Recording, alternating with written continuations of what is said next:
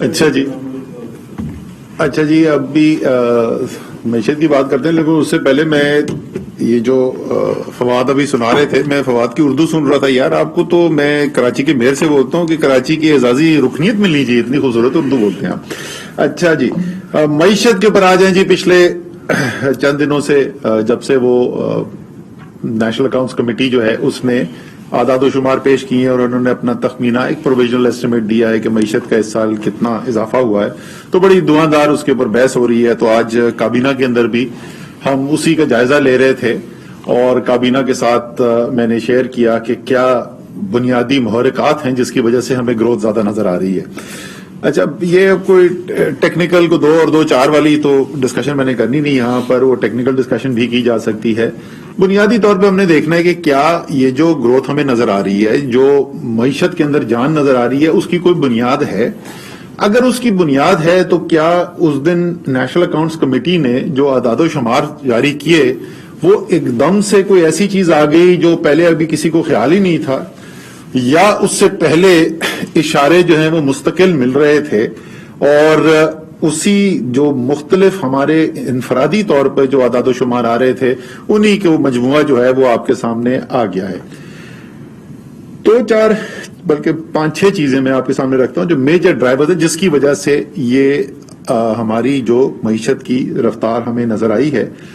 لیکن وہ رکھنے سے پہلے میں ذرا سا آپ کو یہ اپنا تجزیہ دینا چاہتا ہوں کہ یہ ہوا کیوں ہے کہ اس سال کے اندر جس وقت دنیا کی بڑی بڑی معیشتیں جو ہیں وہ مشکلات کا شکار تھیں، جب کووڈ کا اتنا بڑا چیلنج تھا، تو یہ ہمارے جو نسبتاً بہتر نتائج نظر آ رہے ہیں. تو اس کی بنیاد کیا بنی؟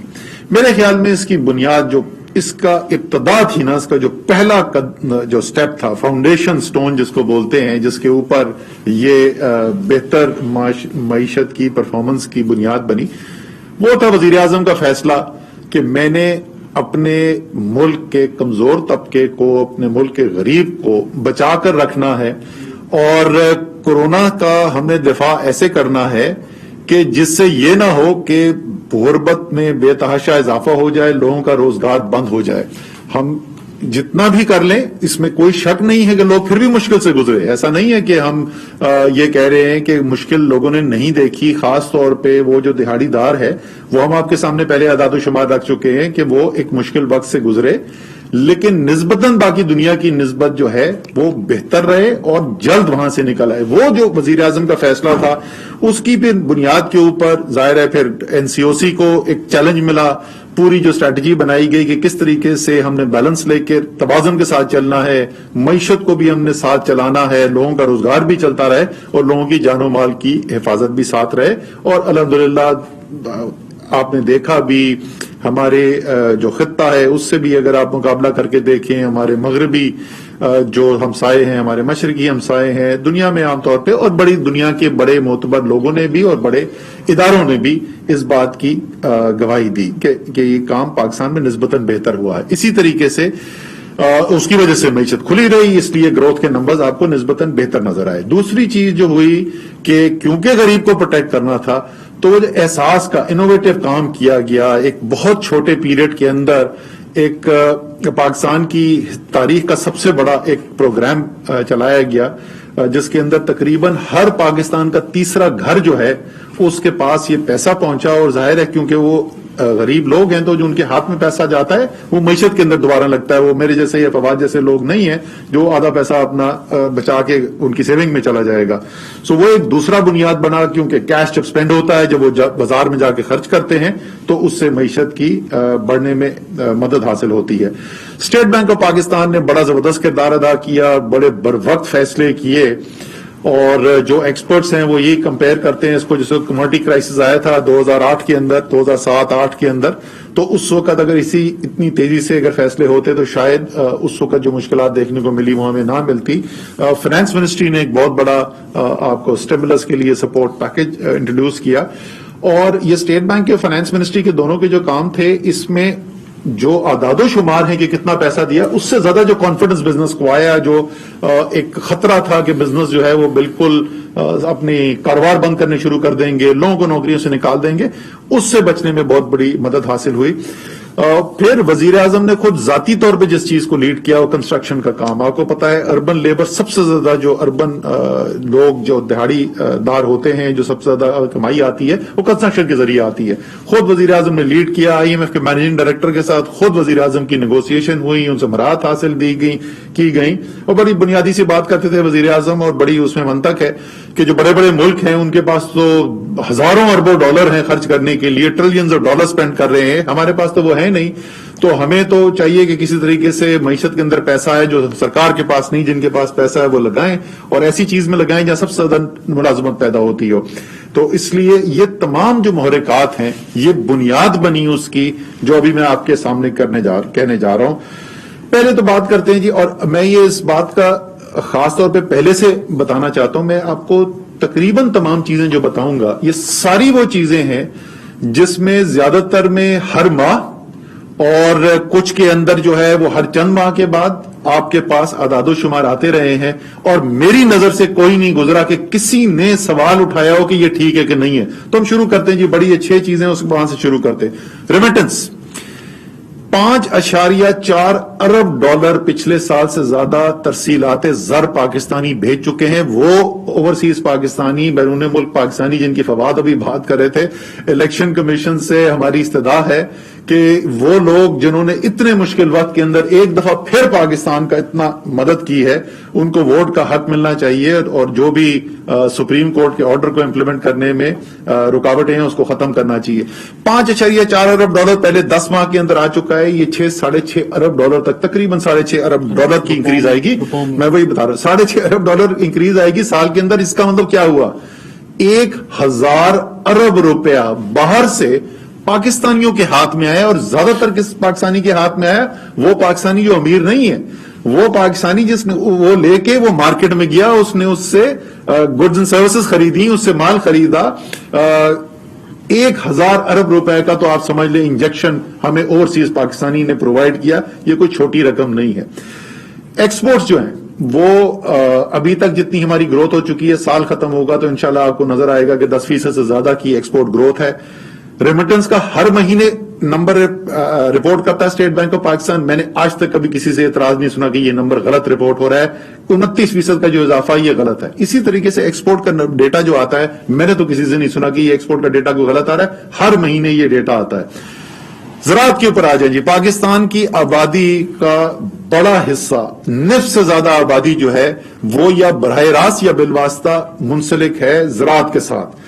5 بڑی فصلیں پاکستان کی, ان 5 بڑی فصلوں میں سے ایک کپاس واقعی میں اچھی نہیں ہوئی, ہماری پچھلے سال سے خراب کپاس کی بزل ہوئی. باقی 4 میں کیا ہوا جی, 4 میں سے 3 جو فصلیں ہیں ان کی تاریخی ریکارڈ پروڈکشن ہوئی, آج تک پہلے نہیں ہوئی تھی. گندم, پاکستان کی تاریخ کی سب سے زیادہ گندم پیدا ہوئی, پاکستان کی تاریخ کی سب سے زیادہ مکئی پیدا ہوئی, پاکستان کی تاریخ کی سب سے زیادہ چاول پیدا ہوا.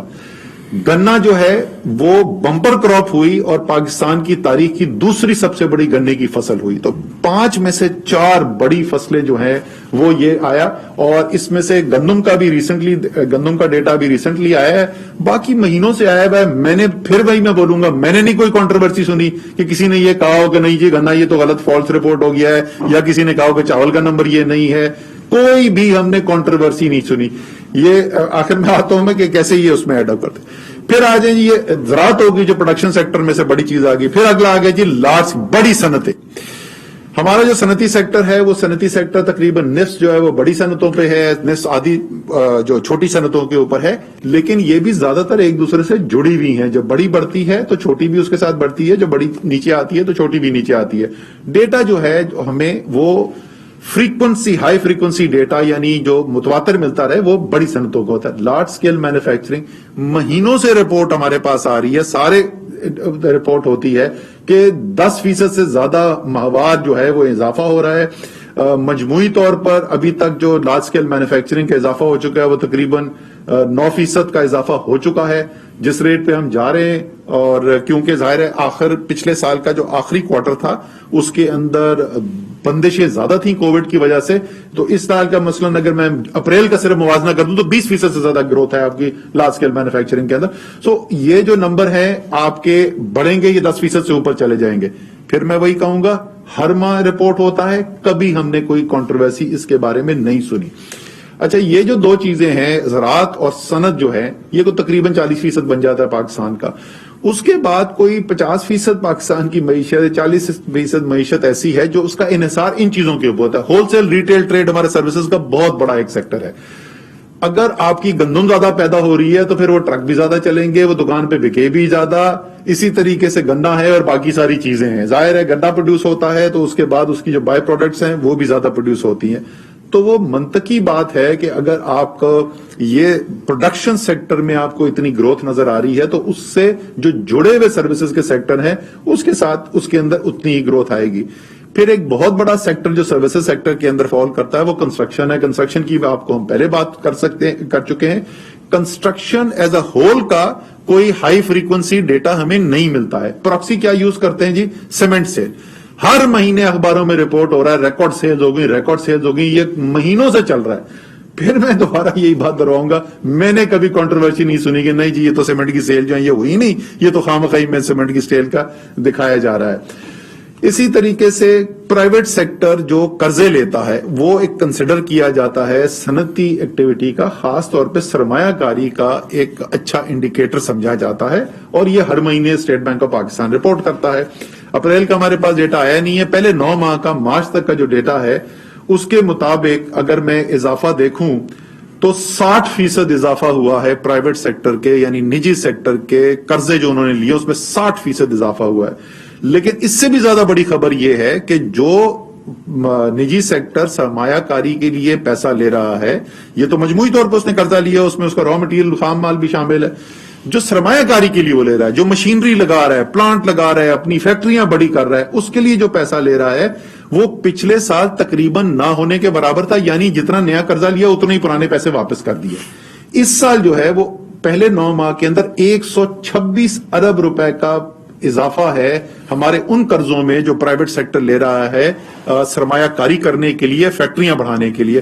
کچھ آگے بک رہا ہے, کچھ اس کو نظر آ رہا ہے تو اس لیے وہ کر رہا ہے. اور اس کی جو 2 بڑی وجہ کنزمپشن کے ڈرائیورز پاکستان کے اندر جو ہوتے ہیں, حکومت کی پالیسی کے علاوہ جو سب سے بڑے 2 ڈرائیورز ہوتے ہیں وہ ہوتے ہیں جب زراعت, یہ کوئی بھی جو ایف ایم سی جی بزنس کے اندر ہے, کوئی بھی کنزیومر بزنس کے اندر جو کام کرتا ہے وہ آپ کو جب فصلیں اچھی ہوتی ہیں, کسان کے ہاتھ میں پیسہ آتا ہے تو وہ مارکیٹ کے اندر پیسہ آتا ہے, یہ انڈسٹری بڑھتی ہے. اسی طریقے سے ترسیلات زر جب آتی ہیں وہ زیادہ بڑی تعداد میں آتی ہیں, لوگوں کے پاس ہاتھ جیب میں پیسہ آتا ہے, وہ خرچ کرتے ہیں. تمام یہ چیزیں احساس وزراء کی اس وقت میڈیا سے میڈیا کو بریفنگ جاری ہے ملک کے معاشی, اور اس وقت جس جمہوری انداز سے کابینہ کو اور پارلیمنٹ کو لے کر چلا جا رہا ہے, فواد چودھری اور اسد عمر اس پر میڈیا کو بریف کر رہے ہیں.